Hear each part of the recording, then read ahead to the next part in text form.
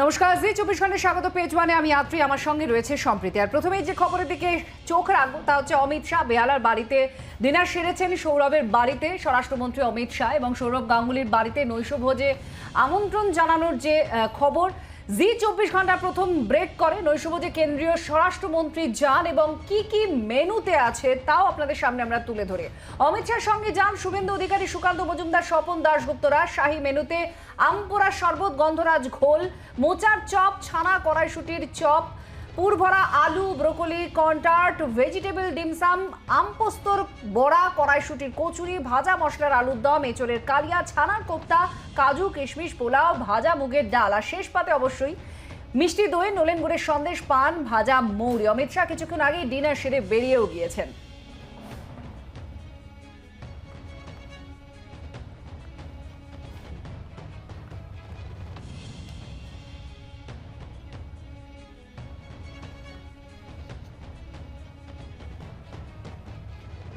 অমিত শাহ সেই মুহূর্ত আপনাদের সামনে তুলে ধরছি যখন সৌরভের বাড়িতে গেলেন এবং সুকান্ত মজুমদার, স্বপন দাশগুপ্ত, শুভেন্দু অধিকারী, অমিত মালব্য এরাও ছিলেন তার সঙ্গে। এবং ডিনারের যখন খাওয়া দাওয়া করছেন সৌরভ গঙ্গোপাধ্যায়, স্নেহাশিস গঙ্গোপাধ্যায় একই সঙ্গে তাদের সঙ্গে ডিনার সারলেন। সেই ছবি আপনারা দেখতে পাচ্ছেন। আর কি দেওয়া হয়েছিল, কি মেনু ছিল, সেই মেনু আপনাদের সামনে আমরা তুলে ধরছি। সৌরভের বাড়িতে অমিত শাহ যাবেন, নৈশভোজ সারবেন, এই খবর জি 24 ঘন্টা ব্রেক করে গতকালই। আর মেনুতে কি কি আছে, তাকে আপ্যায়নের জন্য কি কি রাখা হয়েছে, কিছুক্ষণ আগে অমিত শাহ ডিনার সেরে বেরিয়ে গিয়েছেন।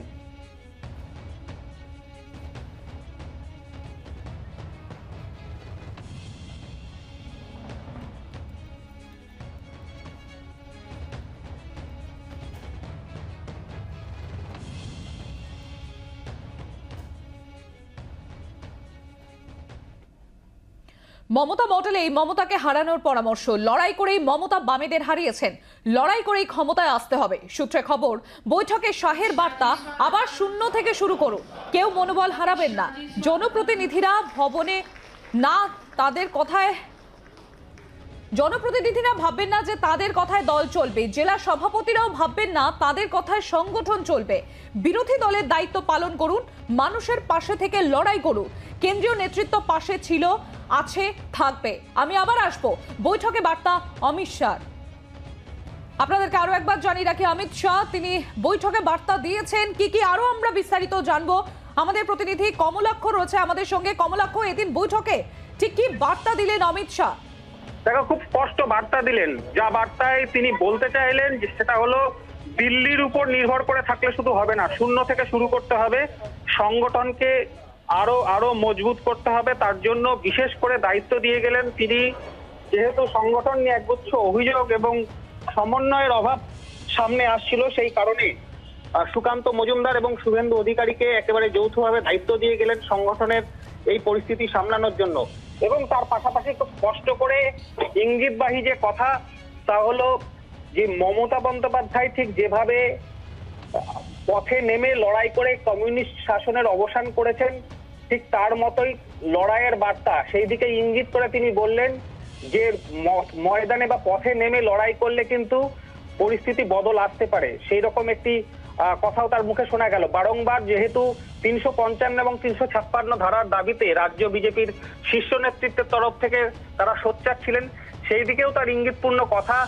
যেভাবে বলা হয়েছে যে রাম মন্দির, বাবরি মসজিদ ঘটনার সময় তার পর কংগ্রেস সরকার 4টে সরকারকে, রাজ্য সরকারকে সরিয়ে দিয়েছিল, ফেলে দিয়েছিল।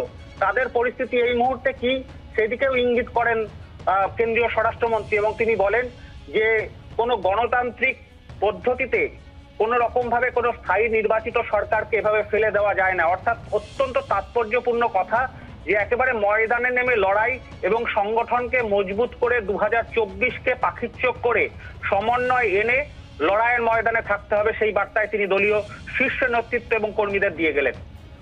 ধন্যবাদ কমলাক্ষ।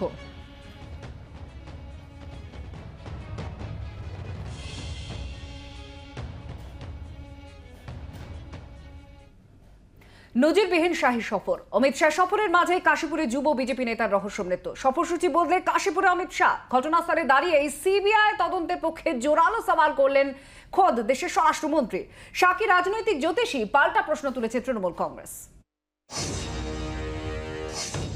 শেষবার যখন এসেছিলেন তখন ভোটের ভরা বাজার। 378 দিন পেরিয়ে আবারও রাজ্য সফরে অমিত শাহ, আর এই সফরকে কেন্দ্র করেই একের পর এক ঘটনা, যা দেখে রাজনৈতিক বিশ্লেষকদের একাংশ বলছেন সব দিক থেকেই নজিরবিহীন এই শাহী সফর। বৃহস্পতিবার অমিত শাহ কলকাতা বিমানবন্দরে পা রাখার আগেই শুরু হয়ে যায় বিতর্ক। ভিক্টোরিয়ায় দুর্গাপুজো ইউনেস্কো স্বীকৃতি উদযাপনের অনুষ্ঠানে ডাকাই হয়নি রাজ্যের কোনো প্রতিনিধিকে। এর জেরে বিজেপি তৃণমূল চর্চা তুঙ্গে ওঠে। অন্যদিকে অমিত শাহ সফরসূচিতে সৌরভ গঙ্গোপাধ্যায়ের বাড়ি থাকায় চমকে ওঠেন অনেকেই। কিন্তু সবকিছু ছাপিয়ে কাশীপুরে বিজেপি কর্মীর অস্বাভাবিক মৃত্যু শাহী সফরের কেন্দ্রবিন্দুতে চলে আসে। শুক্রবার সকালে কাশীপুরের রেল কোয়ার্টারের একটি পরিত্যক্ত ঘর থেকে বিজেপি যুব নেতা অর্জুন চৌরাশিয়ার ঝুলন্ত দেহ পাওয়া যায়। এরপরে তৃণমূলের উপরে চাপ বাড়াতে ত্রিমুখী কৌশল নেয় বিজেপি। একদিকে দিল্লি বসে সিবিআই তদন্তের দাবিতে সরব হন বিজেপি মুখপাত্র গৌরব ভাটিয়া। অন্যদিকে মৃতের মাকে নিয়ে সোজা কলকাতা হাইকোর্টে পৌঁছে যান বিজেপির আইনজীবী নেত্রী প্রিয়াঙ্কা টিব্রেওয়াল। সবশেষে অপেক্ষা করছিল সবচেয়ে বড় চমক। এদিন উত্তরবঙ্গ থেকে কলকাতা ফিরে সোজা কাশীপুরে পৌঁছে যান অমিত শাহ। অর্জুনের পরিবারের সঙ্গে কথা বলার পরে ঘটনাস্থলে দাঁড়িয়ে সিবিআই তদন্তের দাবি জানান খোদ স্বরাষ্ট্রমন্ত্রী। जोर जबरदस्ती चौरसिया के मृतदेह को परिवार से छीना गया है और इसकी जांच सीबीआई को सौंपनी चाहिए।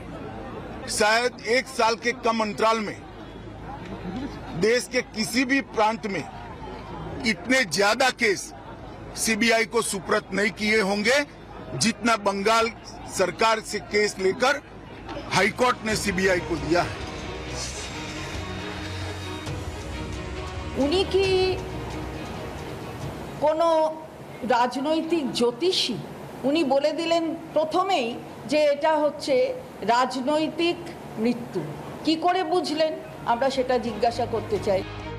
কাশীপুরে সিবিআই তদন্তের দাবি জানালেও এদিন কলকাতায় বিজেপি সাংগঠনিক বৈঠকে 355 ও 356 ধারার আর্জি খারিজ করে দেন অমিত শাহ। বৈঠকে বিজেপি নেতাদের বলেন, একটা নির্বাচিত সরকারকে এভাবে অগণতান্ত্রিকভাবে ফেলে দেওয়া যায় না, লড়াই করতে হবে। রাজনৈতিক বিশ্লেষকদের একাংশের মতে এ রাজ্যে ভোট পরবর্তী অশান্তি ও রাজনৈতিক হত্যার অভিযোগ বিজেপির অন্যতম প্রধান অস্ত্র।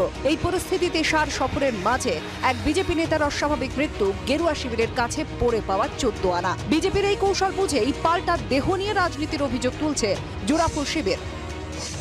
ব্যুরো রিপোর্ট, জি24 ঘন্টা।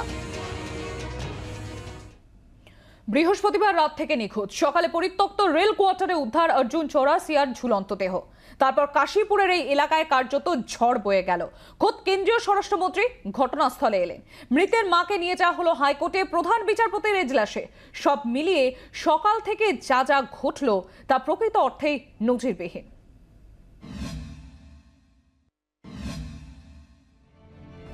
বৃহস্পতিবার রাত 8:30 থেকে নিখোঁজ। খোঁজ পাওয়া গেল শুক্রবার সকালে পরিত্যক্ত এক রেল কোয়ার্টারে শৌচাগারের মধ্যে। গলায় গামছা বাঁধা অবস্থায় ঝুলছিল 26 বছরের অর্জুন চৌরাশিয়ার দেহ। 8:30 কাজ থেকে আসলো, কাজে কালকে রাত্রির বেলা আসলো, টিফিন রাখলো, চলে গেল, আর আসেনি ঘরে। তখন থেকেই বাড়তে থাকে ভিড়। চলে আসেন স্থানীয় বিজেপি নেতাকর্মীরা। দাবি করেন আত্মহত্যা নয়, খুন করা হয়েছে। 9টা নাগাদ আসেন বিজেপি নেতা কল্যাণ চৌবে। বলেন অর্জুনের এদিন অমিত শাহর জন্য বাইক র্যালির নেতৃত্ব দেওয়ার কথা ছিল। কাশীপুর থেকে একটা খুব ভব্যভাবে আমরা একটা স্বাগত অনুষ্ঠান করছিলাম, যেখানে অর্জুন প্রথম সারি নেতৃত্বে ছিল, কারণ ও যুব মোর্চার সহসভাপতি। পুলিশ এসে দেহ বার করার চেষ্টা করে। কল্যাণ মাইক হাতে জানিয়ে দেন দেহ বার করতে দেবেন না। উত্তপ্ত হয়ে উঠতে থাকে পরিস্থিতি। পুলিশের দিকে তেড়ে যায় উত্তেজিত জনতা। এই সময় একে একে আসতে থাকেন বিজেপি সাংসদ সুভাষ সরকার, কাউন্সিলর সজয় ঘোষ, মীনা দেবী পুরোহিত, পুরুলিয়া জ্যোতির্ময় সিং মাহাতো। 10:30 নাগাদ পুলিশ ভেতরে ঢুকে দড়ি কেটে দেহ নামায়। ঘরের বাইরে 100 মিটার যেতে না যেতেই রেডি করে তেড়ে আসে জনতা। নিশ্চয়ই নিয়ে যাবেন, আমাদের দাঁড়ান, ফরেন্সিক যখন কাজ চলছিল আমাদের জিজ্ঞেস করেছেন ফরেন্সিকের কাজ শেষ হয়ে গেছে, আমরা কি বডিটা বার করব? আমরা যারা এখানে কর্তারা আছেন তাদের বললাম একটু অপেক্ষা করুন, পরিবারের লোকেরা আমরা কথা বলে আপনাকে জানাচ্ছি। আমাদের কোনোভাবে কথা না শুনে নিজের মতো করে বডি নামিয়ে ওনারা নিয়ে বেরিয়ে যাচ্ছেন। বডিটা কি লাভারিস বডি? এলাকার পরিস্থিতি তখন ভয়ঙ্কর উত্তপ্ত। ঠিক সেই সময় এলেন তৃণমূলের অতীন ঘোষ, দাবি করলেন অর্জুন তৃণমূল করতেন। বাইরে থেকে লোক এনে ঝামেলা পাকাচ্ছে বিজেপি। তৃণমূলের কাজ করেছে, ওর বাবা কংগ্রেসের নেতা ছিল, ওর বাবা একইভাবে সুইসাইড করেছে। এবার শুরু হলো বিজেপি তৃণমূল বচসা, সেখান থেকে হাতাহাতি, তারপর দফায় দফায় মারামারি, পুলিশের লাঠিচার্জ। এরই মধ্যে খবর এলো স্বরাষ্ট্রমন্ত্রী আসছেন। বেলা 1:15 নাগাদ দেহ নিয়ে যাওয়া হলো আরজি করে। হাইকোর্টে মামলা হলো, সরকারি হাসপাতালে ময়না তদন্ত চাই না। বেলা 2 নাগাদ অর্জুনের মাকে নিয়ে হাইকোর্টের দ্বারস্থ হলেন বিজেপি নেত্রী তথা আইনজীবী প্রিয়াঙ্কা টিব্রেওয়াল। बेटा कौन सा पार्टी करता था ये बताइए। बीजेपी करता था। क्या हुआ था कल रात में मर्डर कर दिया था। कहाँ गया था आपका लड़का कल रात में? उतना हम नहीं बता सकते। छोड़ दिए, মাথা পরিস্থিতি নেই। আপনারা ভালো করে শুনে নিয়েছেন ওর মা কি বলেছে, যে বিজেপি করতো।